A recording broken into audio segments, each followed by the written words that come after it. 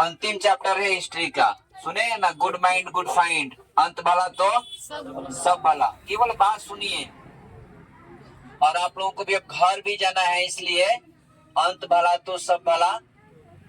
History का अंतिम chapter है कृषि और खेतीहर समाज।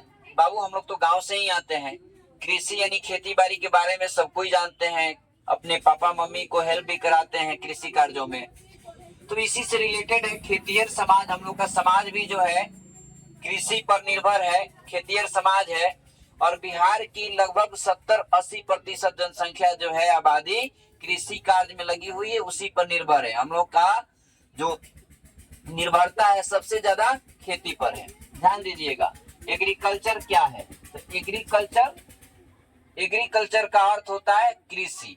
कृषि समझते हैं ना, खेती, फसल लगाना, उत्पादन करना।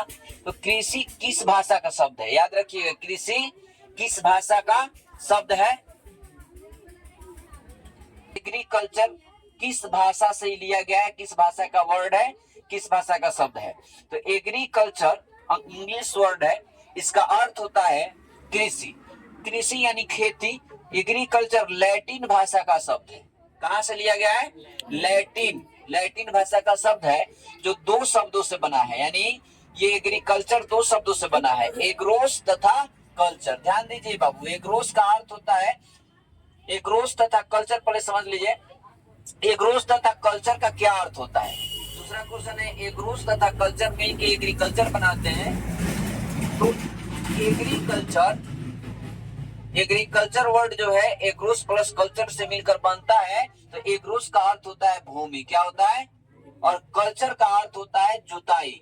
यानी कि भूमि की जो जुताई करते हैं तो हम कृषि कर पाते हैं, खेती कर पाते हैं। बिना जुताई सिंधु सभ्यता के लोग कौन कौन अनाज को पैदा करते थे? तो सिंधु सभ्यता जब थी, सिंधु घाटी सभ्यता में जब लोग रहते थे, तो वो तो एक शहरी सभ्यता थी, तो वहां के लोग भी खेती करते थे। तो वहां कौन कौन से अनाज को, फसल को लगाते थे? तो देखिए, वहां का प्रमुख फसल था, अनाज था गेहूं, जौ, राई, कपास, मटर, ये सब अनाज लोग उगाते थे। अगले, लोथल के लोग कब से चावल उपजाते थे? तो लोथल के लोग लगभग 1800 ईस्वी, 1800 ईसा पूर्व से ही चावल उपजाते थे। ईसा पूर्व, ईसा मसीह के जन्म से पहले का जो काल है उसको ईसा पूर्व कहते हैं। बिहार में कितना प्रतिशत आबादी कृषि पर निर्भर है? अभी बताए थे लगभग 80%। यहाँ सबसे ज्यादा लोग कृषि में ही लगे। यहाँ कल कारखाने का अभाव है।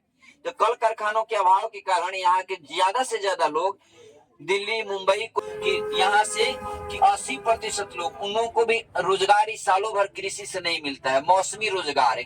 कृषि का जब समय आता है, रोपनी, कटनी, बुआई, उसी समय लोगों को रोजगार मिल पाता है। तो खेतीहर मजदूरों की स्थिति भी बिहार में बहुत ही दयनीय है।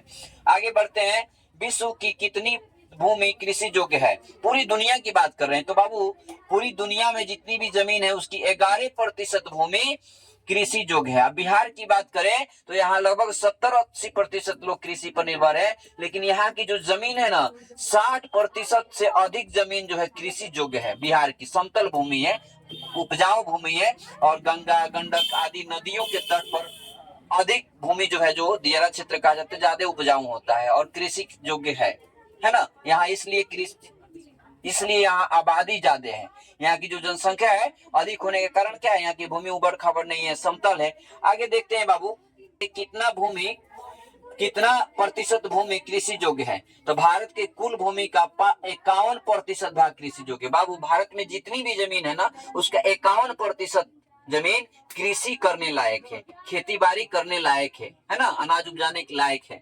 आगे बढ़ते हैं, भारत में कृषि जीवन कर रहा है। भारत में कृषि जीवन की, देखिए कहा जाता है ना, भारत की जो कृषि है ना, ये रीढ़ है, अर्थव्यवस्था की रीढ़ है। भारतीय अर्थव्यवस्था की रीढ़ किसी को कहा जाए तो खेती है, क्योंकि हम सबसे ज्यादा इसी पर निर्भर रहते हैं। पूरे भारत में भी बात करें तो बिहार तो है ही, भारत भी। चलिए।